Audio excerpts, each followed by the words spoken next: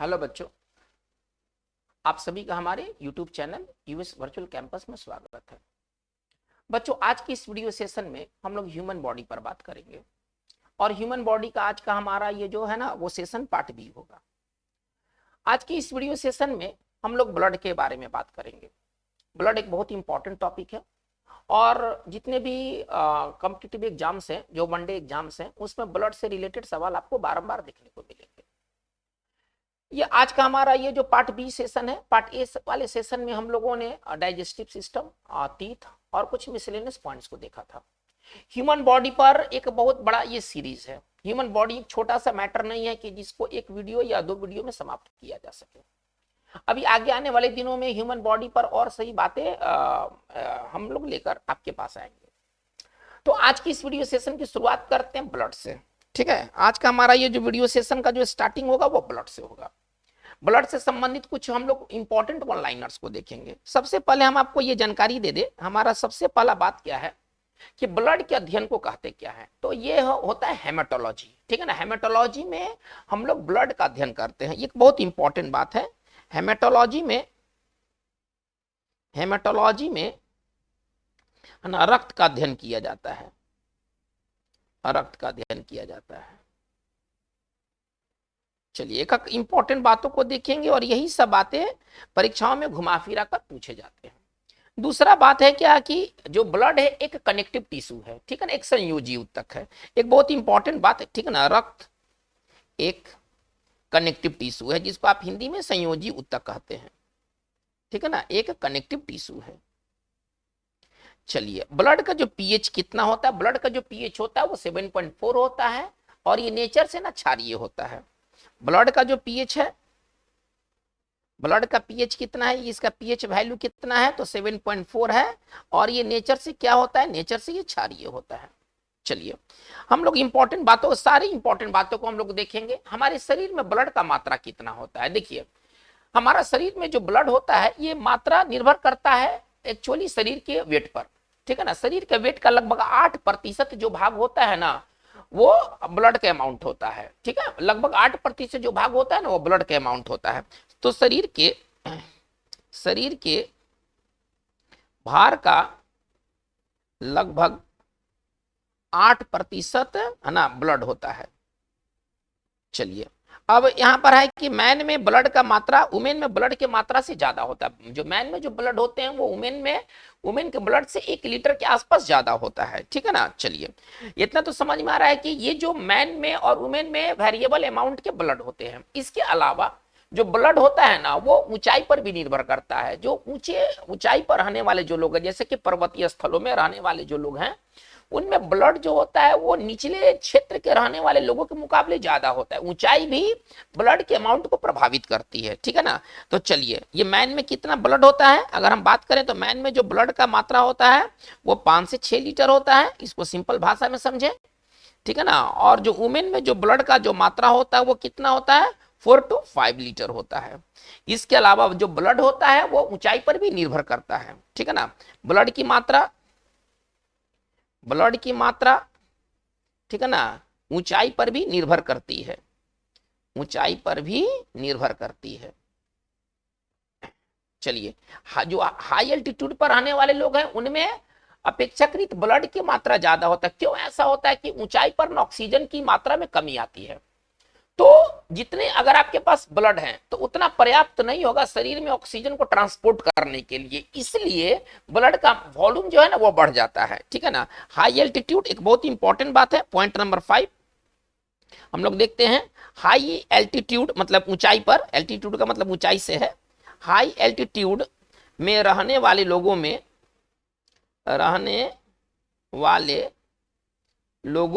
है ना ब्लड का मात्रा अपेक्षाकृत ज्यादा होता है ना, ब्लड का मात्रा अपेक्षाकृत ज्यादा होता है ना निचले क्षेत्र में रहने वाले लोगों के मुकाबले।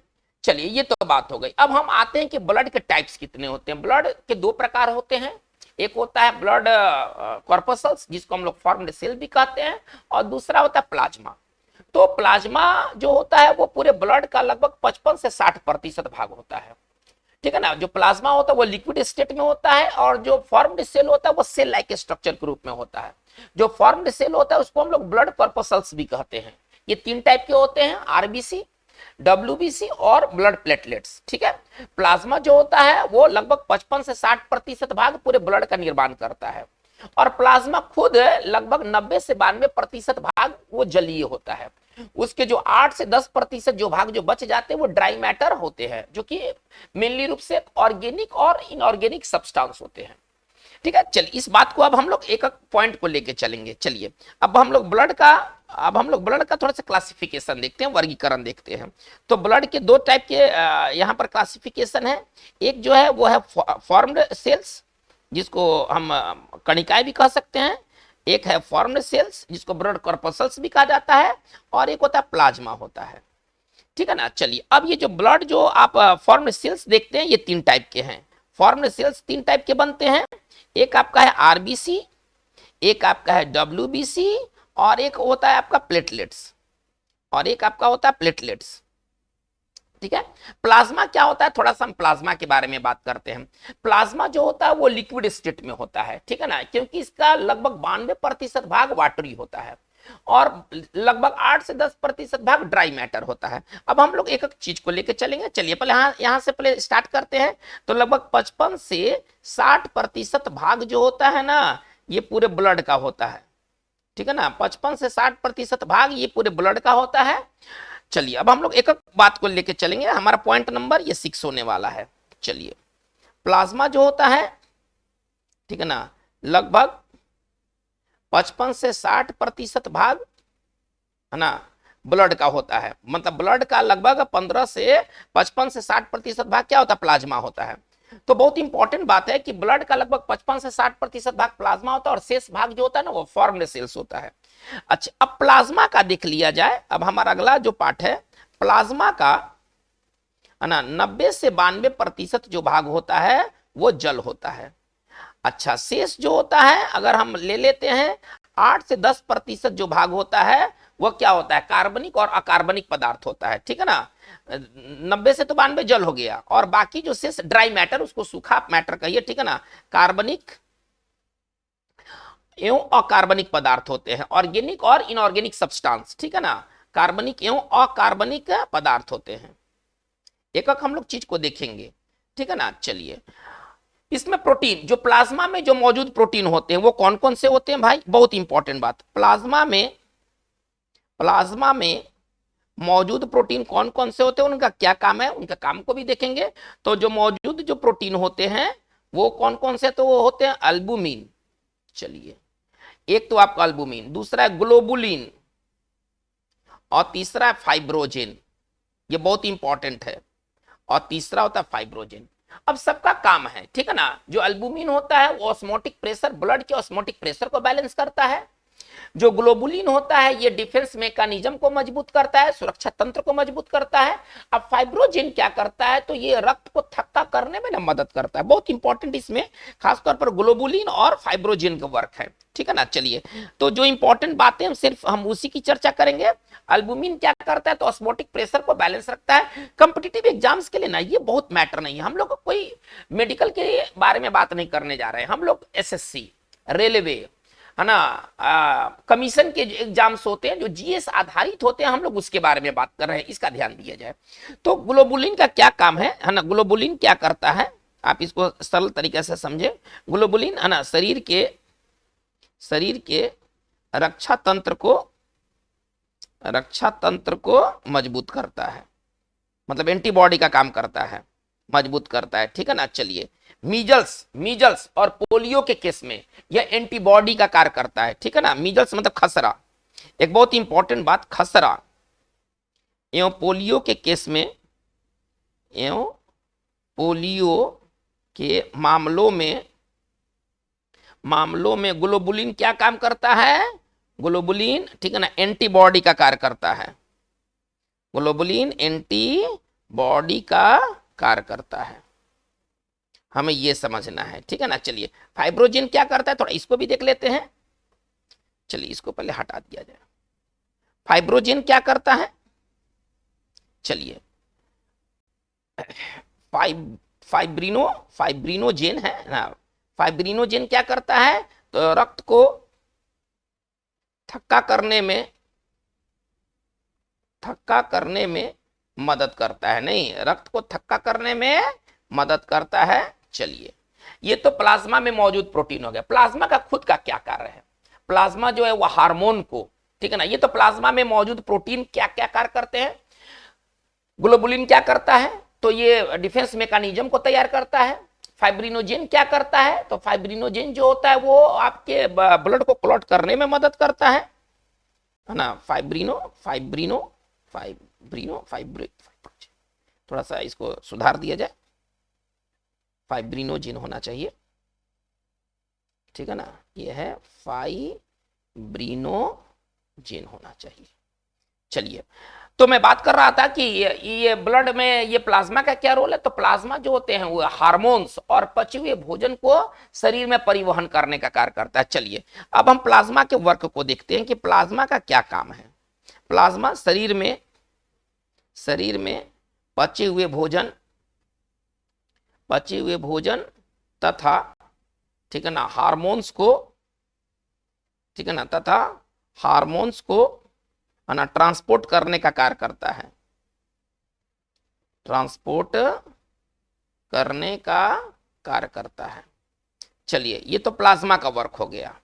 अब हम बात को हम लोग आगे लेके चलते हैं, हमारा पॉइंट नंबर 9। अब हम आते हैं अब हम सेल की तरफ आते हैं, ठीक है ना। अब हम आते हैं जो हमारा फॉर्म्ड सेल्स है, वो भाई फॉर्म्ड सेल्स में क्या क्या हम लोगों ने देखा है। तो फॉर्म्ड सेल्स में कितने तरह के सेल्स होते हैं।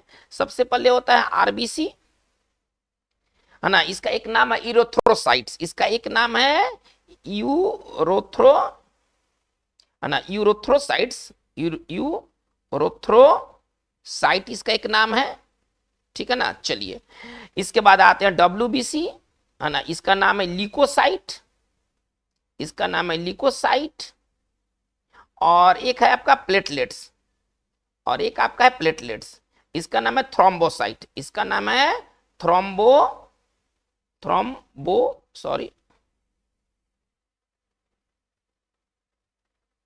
इसका जो नाम है वो है थ्रोम्बोसाइट। चलिए, सबके नाम है। तो आरबीसी बहुत इंपॉर्टेंट, इरिथ्रोसाइट इसका नाम है। चलिए, इरिथ्रोसाइट इसका नाम है, ठीक है ना, इसका नाम है ल्यूकोसाइट इसका नाम है, और इसका नाम है थ्रोम्बोसाइट है। चलिए, अब हम आरबीसी के बारे में बात करते हैं। सबसे ज्यादा आरबीसी से सवाल आपको जरूर देखने को मिलेगा। चलिए, पॉइंट नंबर 10, आरबीसी का एक नाम इरिथ्रोसाइट मैंने मेंशन कर दिया। चलिए, आरबीसी जो होता है, तो आरबीसी के मेन चीज क्या क्या है। आरबीसी का पहले जीवन काल, पहले इसका लाइफ स्पैन देखते हैं। आरबीसी का जो उम्र है वो 120 दिन है, ठीक है ना। आरबीसी का लाइफ स्पैन कितने दिनों का होता है, मतलब जीवन काल होता है 120 डेज का होता है। आरबीसी बनता कहाँ है, इसका निर्माण स्थल कहाँ है। आरबीसी का निर्माण स्थल अलग अलग केस में अलग अलग है, ठीक है ना। चलिए, आरबीसी जो भ्रूण में कहाँ बनता है, जब शिशु जो भ्रूण अवस्था में होता है तो उसके स्प्लीन तथा लीवर में बनता है, ठीक है ना। आरबीसी भ्रूण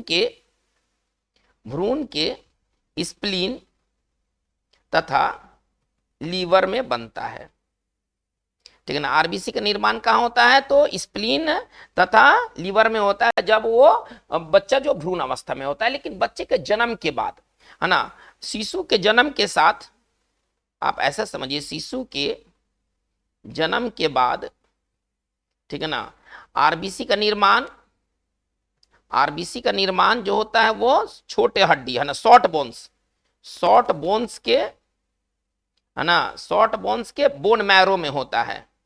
शॉर्ट बोन्स के बोन मैरो, अस्थि मज्जा जिसको आप हिंदी में कहते हैं, ठीक है ना, अस्थि मज्जा में होता है। अब शॉर्ट बोन्स जैसे आपका छाती का जो बोन है, स्टर्नम जिसका नाम है, ठीक है ना, छाती के जो शिशु होते हैं उनके शॉर्ट बोन्स के बोन मैरो में बनता है, रेड बोन मैरो में बनता है, जिसको आप अस्थि मज्जा हिंदी में कहते हैं। चलिए, अलग अलग केस में अलग अलग इसका निर्माण स्थल है। पहले तो हमने ये समझा कि भ्रूण अवस्था में ये स्प्लीन और लीवर में बनता है, लेकिन जैसे ही बच्चा जन्म लेता है तो बच्चे के जो शॉर्ट बोन्स होते हैं जैसे कि स्टर्नम, ठीक है ना, उसके बोन मैरो में बनता है। एडल्ट में कहाँ बनता है, वयस्क में, ठीक है ना, एडल्ट में एडल्ट में आरबीसी का जो निर्माण होता है, आरबीसी का निर्माण होता है वो लॉन्ग बोन्स है ना, लॉन्ग बोन्स जैसे फीमर हड्डी है ना, जो जांग का हड्डी होता है ना, ये लंबा बोन होता है, फीमर होता है, ठीक है ना, और उसके बोन मैरो में बनता है। तो एडल्ट में आरबीसी का निर्माण लॉन्ग बोन्स के बोन मैरो में होता है। तो हम क्या भी देख रहे हैं, बोन मैरो में होता है कि अलग अलग स्थिति में आरबीसी का निर्माण स्थल अलग अलग है, सब एक ही जगह नहीं है। भ्रूण में ये स्प्लीन और लीवर में बनता है। जब शिशु जब जन्म ले लेता है तो उसके छोटे हड्डी के बोन मैरो में बनता है। और यही जब बच्चा जब बड़ा हो जाता है, एडल्ट हो जाता है, तो उसके जो लॉन्ग बोन्स के बोन मैरो में बनता है। तो बहुत आसान है, बहुत इसमें कोई झमेला नहीं है। चलिए, इसका अंत कहां होता है, आरबीसी कहां पर जाकर डिस्ट्रॉय, 120 दिन के बाद ये कहां पर जाकर डिस्ट्रॉय हो जाता है, इसको देखते हैं। आरबीसी, ठीक है ना, 3 जगह पर डिस्ट्रॉय होता है, लीवर में भी डिस्ट्रॉय होता है, सुनिए, इसके बाद यह स्प्लीन में भी डिस्ट्रॉय होता है, तथा बोन मैरो में भी खत्म हो जाता है। हालांकि बहुत सारे सोर्स में आपको केवल स्प्लीन ही नजर आएंगे, लेकिन जब आप एडवांस स्टडी करेंगे तो आप पाएंगे कि लीवर में भी जाकर के आरबीसी खत्म हो जाता है, ठीक है ना। स्प्लीन में तो खत्म ज्यादा मात्रा में होता है, इसलिए स्प्लीन को ना प्लीहा, इसका हिंदी प्लीहा है, प्लीहा को या तिल्ली को, ठीक है ना, आरबीसी का कब्रगाह ना ग्रेवयार्ड कहा गया है। तो जो आरबीसी का अंत का होता है लीवर में, स्प्लीन तथा बोन मैरो में, बोन मैरो में, ठीक है ना, आरबीसी का अंत होता है, आरबीसी का अंत होता है। चलिए, ये तो एक इंपॉर्टेंट बातें हो गई। अब आरबीसी का जो सबसे ज्यादा जो अंत होता है वो स्प्लीन में होता है ना, है ना। आरबीसी का सबसे ज्यादा अंत, या सबसे ज्यादा आरबीसी ऐसे कह ले जो ज्यादा अच्छा रहेगा, ठीक है ना, ऐसे कह ले तो ज्यादा अच्छा रहेगा, ठीक है ना। पॉइंट हम लोग देखते हैं, पॉइंट हमारा अभी 11 चल रहा है, चलिए पॉइंट 12 कर देते हैं। तो सबसे ज्यादा आरबीसी का अंत, ठीक है ना, स्प्लीन, जिसका आप हिंदी प्लीहा भी कहते हैं, ठीक है ना, चलिए प्लीहा में होता है ना। इसलिए क्या, इसलिए स्प्लीन को आरबीसी का, ठीक है ना, ग्रेवयार्ड, कब्रिस्तान कहा जाता है ना, कब्रिस्तान कहा जाता है। चलिए, ये तो बात हो गई। अब आरबीसी का कार्य क्या है, इसका कार्य क्या है, इसका कार्य देख लेते हैं। तो आरबीसी जो होता है वो मेनली हीमोग्लोबिन से बना होता है ना। ये mainly consist of RBC, mainly consist of haemoglobin, and the main function of RBC is to carry oxygen throughout the body, ठीक है ना। आरबीसी का मेन काम है ऑक्सीजन का परिवहन करना, ऑक्सीजन पहुंचाता है और CO2 को वहां से हटाता है। तो आरबीसी का कार्य क्या है, ऑक्सीजन का परिवहन, ऑक्सीजन का परिवहन, ठीक है ना। चलिए, मतलब मेन रूप से आप ये समझिए, ठीक है ना। अच्छा, आरबीसी क्या है, आरबीसी है ना, मुख्य रूप से हीमोग्लोबिन से बना होता है, हीमोग्लोबिन का बना होता है, ठीक है ना, मेनली कंसिस्ट ऑफ हीमोग्लोबिन बना होता है। और इसी हीमोग्लोबिन के कारण ही, है ना, रक्त का रंग लाल होता है, ठीक है ना, बहुत इंपॉर्टेंट बात। हीमोग्लोबिन के कारण ही, ठीक है ना, आप कह सकते हैं हीमोग्लोबिन के कारण ही, ठीक है ना, रक्त का रंग लाल होता है। चलिए, एक और इंपॉर्टेंट बात क्या है हीमोग्लोबिन से संबंधित, देखिए, हीमोग्लोबिन में जो ह्यूमन बॉडी के मैं बारे में बात कर रहा हूं, ऊंट के बारे में बात नहीं कर रहा हूं। ऊंट के आरबीसी में केंद्रक होता है, ऊंट और लामा ये 2 जानवर हैं जिसके आरबीसी में केंद्रक होता है। लेकिन मानव शरीर के आरबीसी में केंद्रक नहीं होता है, माइटोकॉन्ड्रिया गायब रहता है और इंडोप्लाज्मिक रेटिकुलम का अभाव होता है। तो 3 चीज आपको आरबीसी में देखने को नहीं मिलेंगे, ठीक है ना। मानव शरीर के आरबीसी में, ठीक है ना, केंद्रक। चलिए, इसके बाद क्या हुआ सर, माइटोकॉन्ड्रिया आसान है। चलिए, तथा इंडोप्लाज्मिक रेटिक्यूलम रेटिक्यूलम का अभाव होता है। चलिए, लेकिन ऊंट के, आप ऐसे ध्यान दिया जाए कि ऊंट के और लामा के आरबीसी में है ना केंद्रक होते हैं। चलिए, तो ये बात हो गई आरबीसी से रिलेटेड। आरबीसी से रिलेटेड हम लोगों ने क्या चीज सीखा? आरबीसी जो होता है उसका जो जीवन काल होता है 120 दिन होता है। आरबीसी कहाँ पैदा होता है, आरबीसी कहाँ निर्माण होता है? तो भ्रूण के स्प्लीन तथा लीवर में। जो ही बच्चा वो पैदा होता है तो उसके शॉर्ट बोन्स के बोन मैरो में। लेकिन जब यही बच्चा जब वयस्क हो जाता है तो उसको लॉन्ग बोन के, जैसे लॉन्ग बोन हमारे शरीर में कहाँ है, फीमर लॉन्ग बोन का उदाहरण है, ठीक है, तो वो लॉन्ग बोन के बोन मैरो में होता है। अच्छा, आरबीसी का फंक्शन क्या है? तो ये पूरे शरीर में ऑक्सीजन को ट्रांसपोर्ट करते हैं हीमोग्लोबिन के माध्यम से। हीमोग्लोबिन ही क्या करता है, वो ब्लड को है ना रेड कलर इंपार्ट करता है, रेड कलर प्रदान करता है। खून का लाल रंग होना, इसका मेन वजह है हीमोग्लोबिन का मौजूद होना।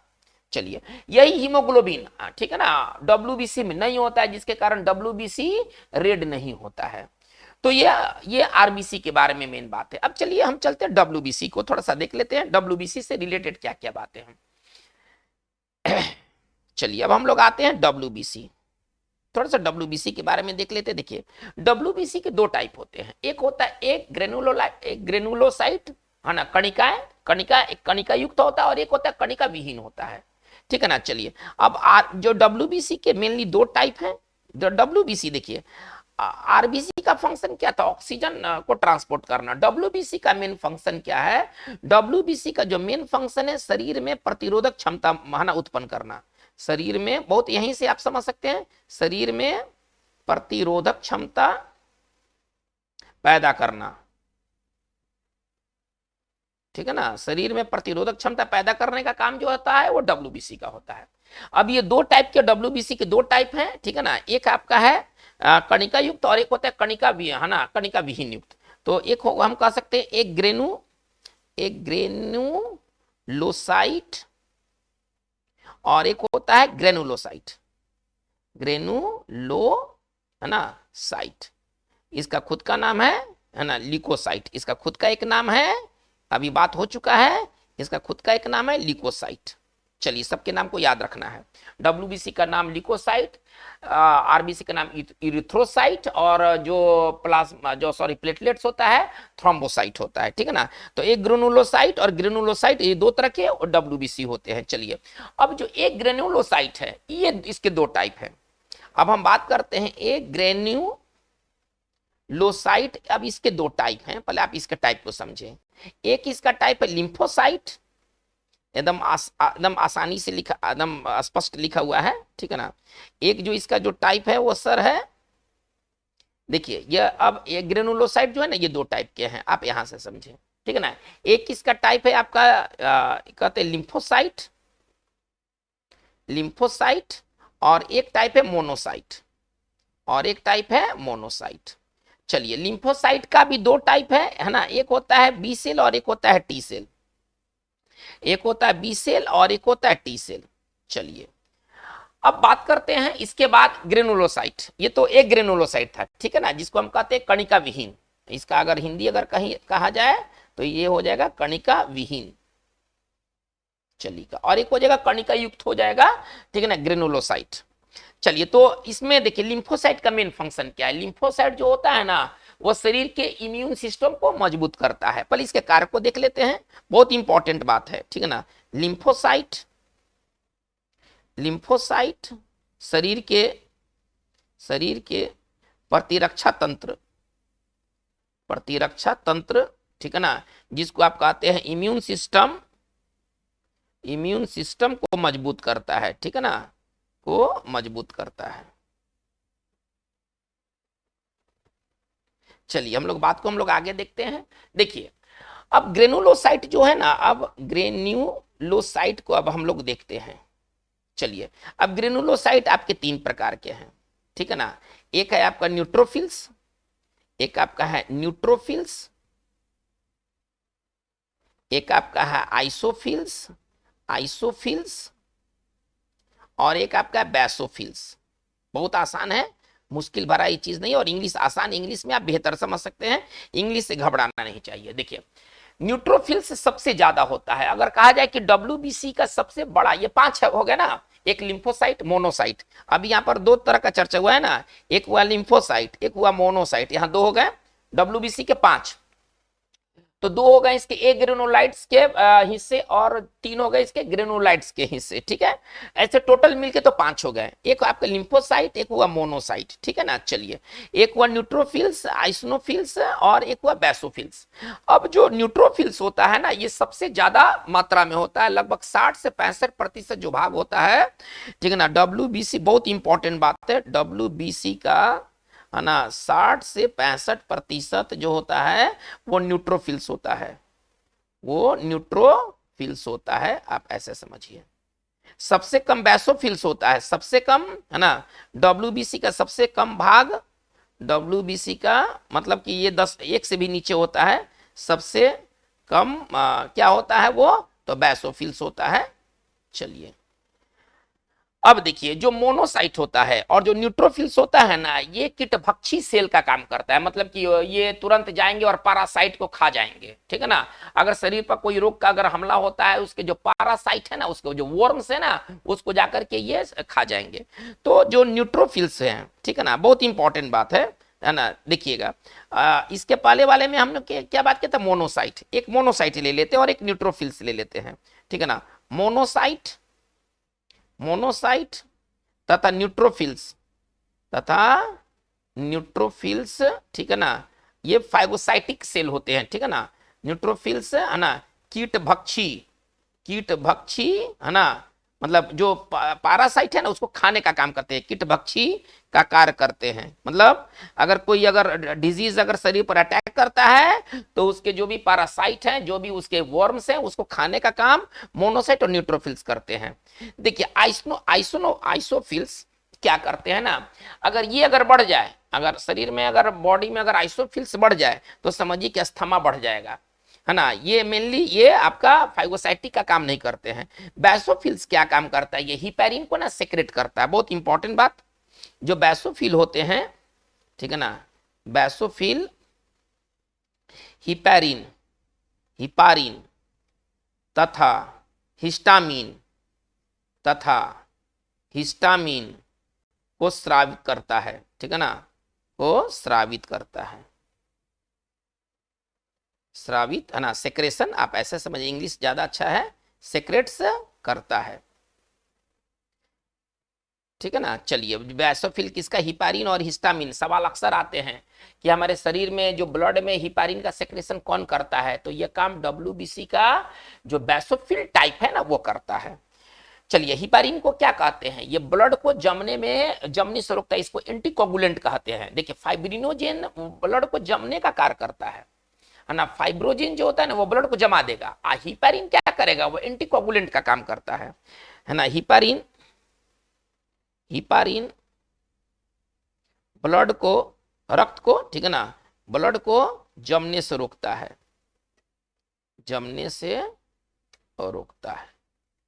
बस आप ऐसे समझिए, बहुत, है ना। इसको एंटीकोगुलेंट भी कहा गया है, अगर इंग्लिश में कहें तो ज्यादा आसान होगा, इसको कोगुलेंट भी कहा गया है, ठीक है ना। हिपारिन को एंटीकोगुलेंट भी कहा गया है।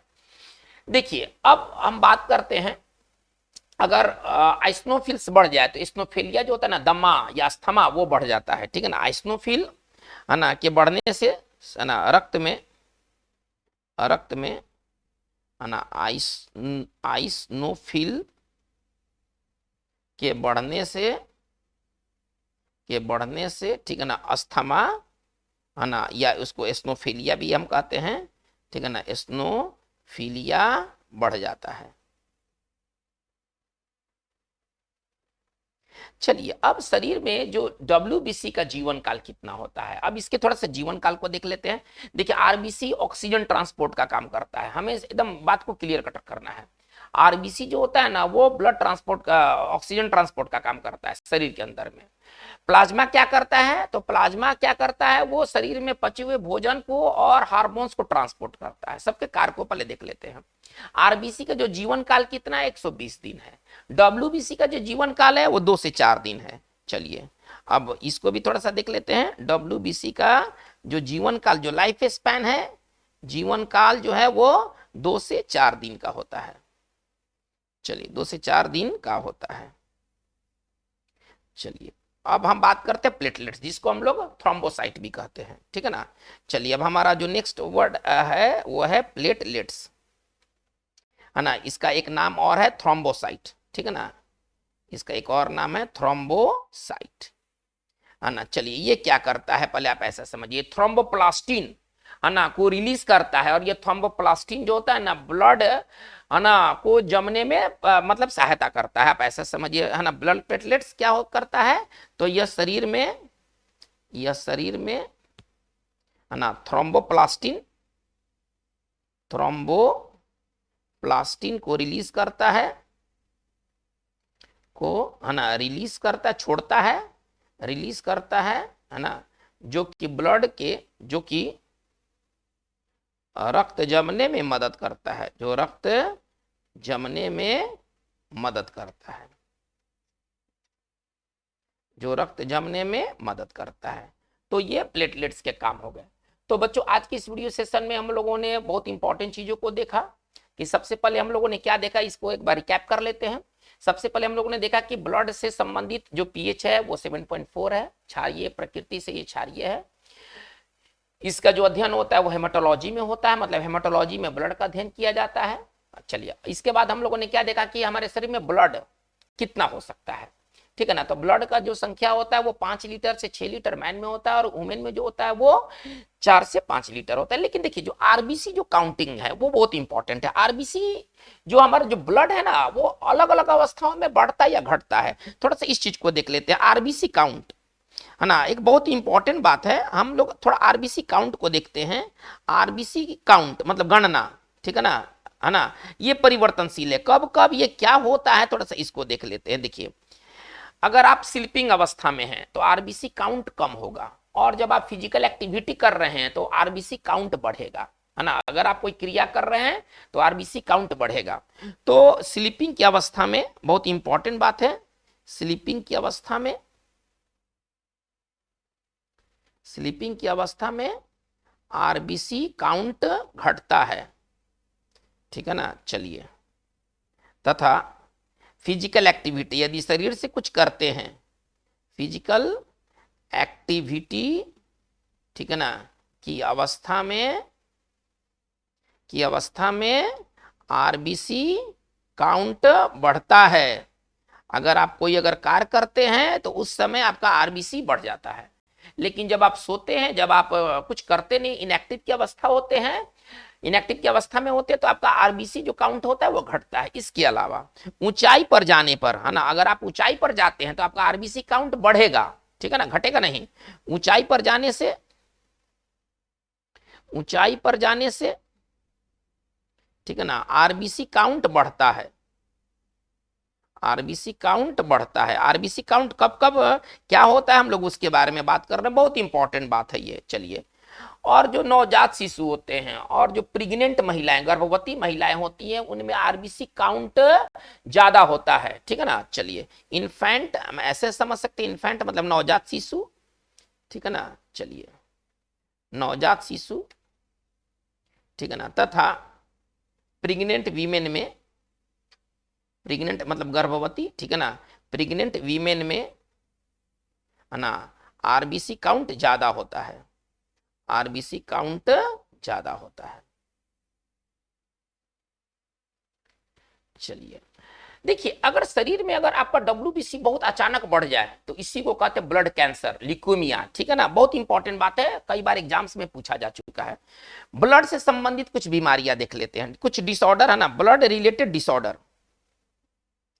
यहां पर हम लिख सकते हैं ब्लड रिलेटेड बीमारियां क्या क्या हैं, थोड़ा सा देख लेते हैं। जो ब्लड से जुड़ी हुई बीमारियां हैं, कौन कौन सी बीमारियां हैं जो ब्लड से जुड़ी हुई हैं। तो सबसे पहले हम लोग बात करते हैं, है ना, बहुत ज्यादा शरीर में अगर असामान्य तौर पर डब्ल्यूबीसी बढ़ता है, इसी को ल्यूकेमिया कहते हैं, जिसका नाम है ब्लड कैंसर। तो शरीर में डब्ल्यूबीसी का असामान्य रूप से बढ़ना,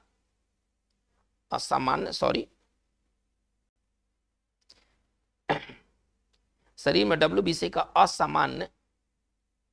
असामान्य वृद्धि होना, वृद्धि होना है ना, ल्यूकेमिया कहलाता है। ल्यूकेमिया है ना, जिसको हम ब्लड कैंसर भी कहते हैं, ब्लड कैंसर, ठीक है ना, कहलाता है। तो ल्यूकेमिया क्या है भाई? तो ल्यूकेमिया में कुछ होता नहीं है, डब्ल्यूबीसी का जो संख्या है ना एबनॉर्मली बढ़ जाता है। चलिए दूसरा बात क्या है, देखिए अगर शरीर में हीमोग्लोबिन की कमी हो जाए, तो शरीर में जो हीमोग्लोबिन की कमी हो जाता है तो इसको एनीमिया कहते हैं। तो अब एक तो आपका ल्यूकेमिया, एक ब्लड रिलेटेड बीमारी में ल्यूकेमिया, दूसरा है एनीमिया। दूसरा एनीमिया, इसमें क्या होता है, हीमोग्लोबिन की है ना संख्या में कमी आ जाती है ना, इसको रक्त अल्पता भी कहते हैं, ठीक है ना। एनीमिया में क्या होता है, इसमें हीमोग्लोबिन घट जाता है ना, इसमें हीमोग्लोबिन घट जाता है, जिसके कारण एनीमिया हो जाता है। एनीमिया का मतलब क्या होता है ना, कि शरीर में खून की कमी है ना, इसका अगर हिंदी कहा जाए तो रक्त अल्पता,